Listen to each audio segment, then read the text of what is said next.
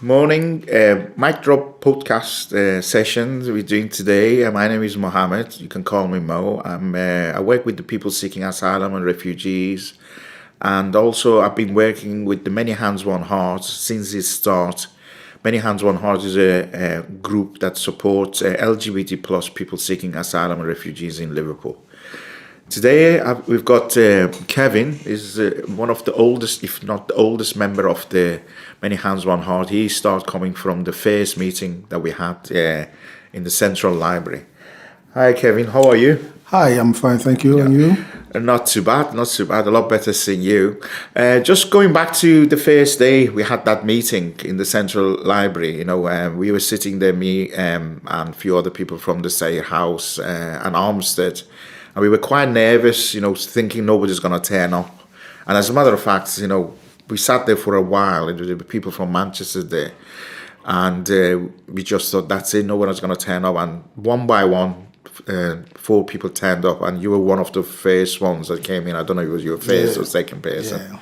Do you remember that day? I did actually. I think I was going around looking for the venue. Before I found the venue, it was difficult. Yeah. How did you feel? Because before that, we knew there were LGBT plus people seeking asylum in Liverpool or in Northwest, but they were totally invisible. Nobody really could. If you asked me after 6-7 years working in Liverpool with the people seeking asylum, I could only name 1 or 2 people that I've met that they actually came and told me that they were gay or they're lesbian.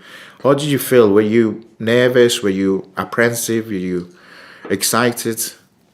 I was really nervous because I didn't know when I came down to Liverpool. In that year, I was going around looking for LGBT bars or wherever I can fit in as a gay man, and it was difficult. Then I saw a poster, Yeah. Oh, where did you see that? I saw it in the accommodation I was living in. Yeah, I saw the poster. This is something you don't go about asking people, where can I find LGBT people or something like that, because it's not something you really want to do. So I saw the poster, and I was really happy that I saw the poster. Then on that day I came, and you met all the group. Yeah, I was really nervous. Yeah.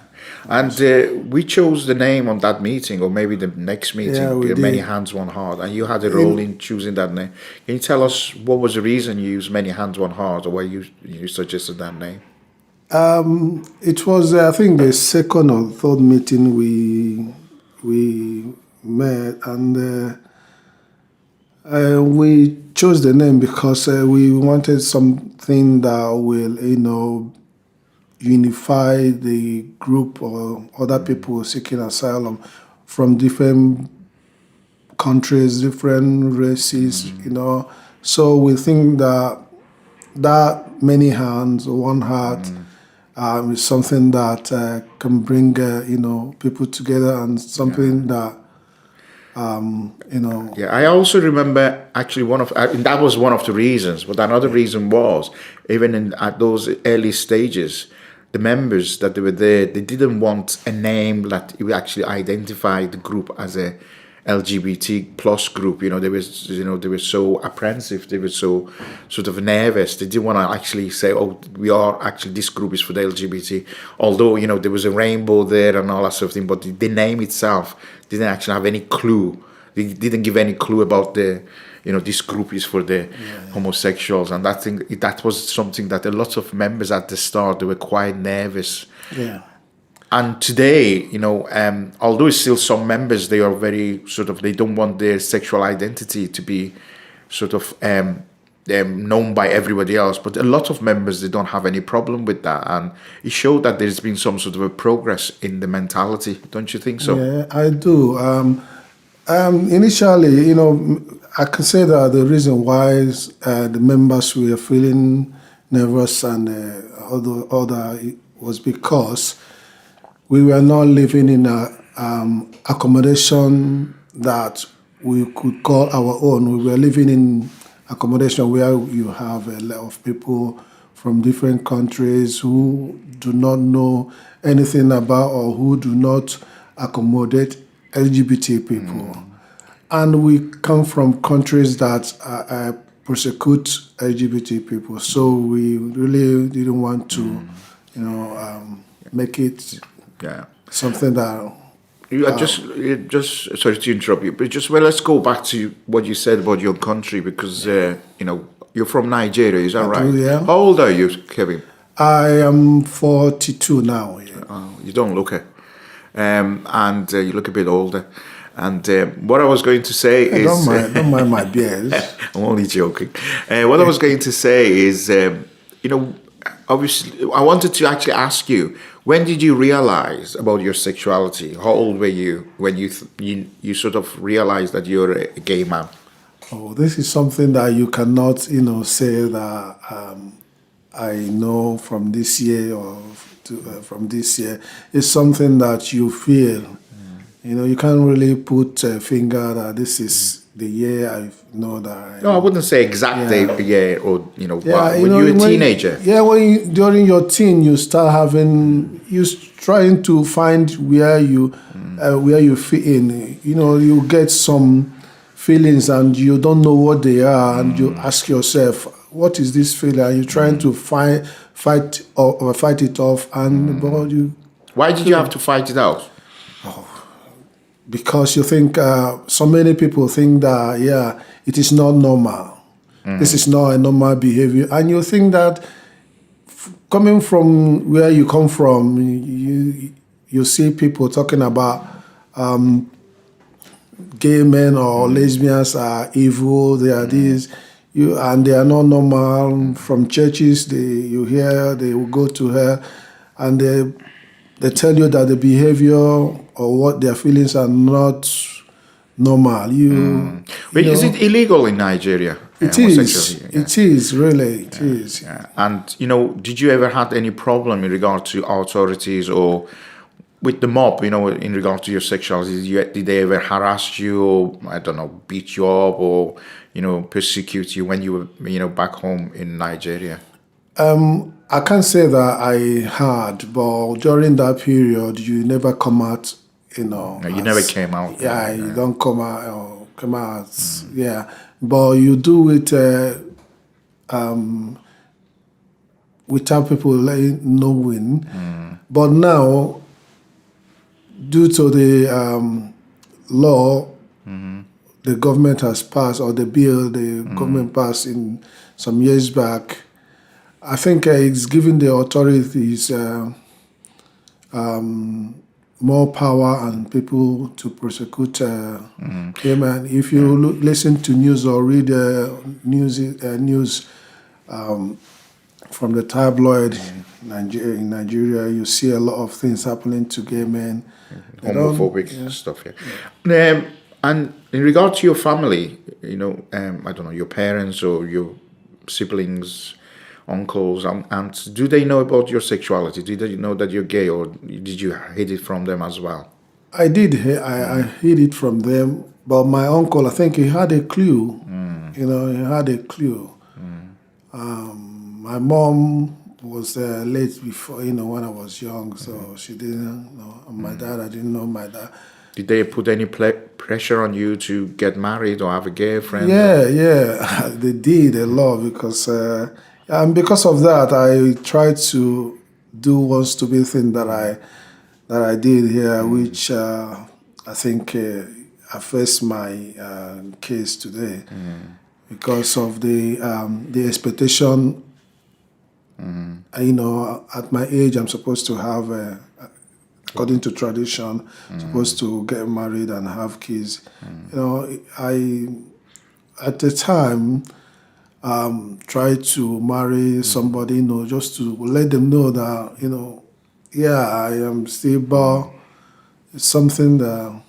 Just, I know that you're a very educated person. You've been to university. I don't know if you were in university and you got a master in Nigeria or you finished your education here. But let's go back to, let's say you're a young man in your country. apart from your sexuality, what were your aspirations? What did you want to be? What you wanted to do with your life? Let's say when you were like 18 or 19 years old, you know. You know, when I was young, somebody asked me a question: "What will you like to be when you grow up?" I told them I want to be government. You know, the reason why I said that, because when you hear over the radio, government gave money, you know, for road construction. Government gave money for electricity. Government. So I thought government was a person. So I said I will be a government, you know, so that I'll be helping people, giving people money, you know. So that was what I thought. Yeah. But when I grew up and I realized that government is not what I thought it would be, so I decided that, okay, that idea of helping people, I would want to be a United Nations ambassador, you know, or a volunteer, United Nations volunteer, so I can go to many places and help people. Ah, okay. So you just wanted to make change, make life better for other people, and did you go to university back home? I did. What did you study? I studied sociology. Sociology. And then when did you come to live to UK? I came to UK in 2008. And did you study here as well? Yeah, I did. That's right. Yeah. And what did you study here? I studied social work. You know, just to help and you know, empower people as well. Do you? I mean, in regard to your family back home, are you in constant contact with them, or do they?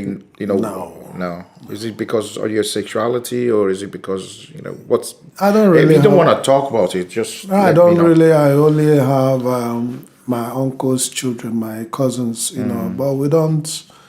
We're no longer in good terms since my uncle died. You know, he was my sponsor. So before then, they weren't happy that he sponsored me to this place. So, and so when did you seek asylum? I saw asylum in 2015. And based on your sexuality, is that right? It is. Yeah. And what happened? Since then, I've been in detention for 5 months. I was released in that period, 2015. Since then I've been. Home Office has refused all my application and denied me and said they don't believe me and all this stuff.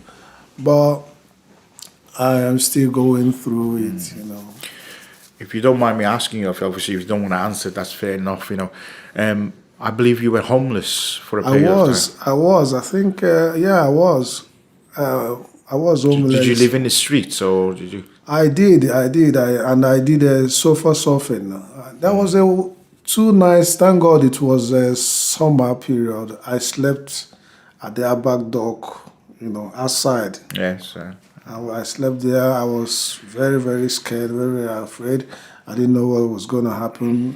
I was locked, just sleeping like a dog. You know how the dogs sleep, with one eye open and one eye closed. So it wasn't a nice feeling. Because one of the things is when we started Many Hands One Heart, I would honestly say that your leadership qualities was there. I could be seen, and you were actually, you know, heart and soul of the group. You know, you make everyone laugh, and you had a good sense of humor and everything else.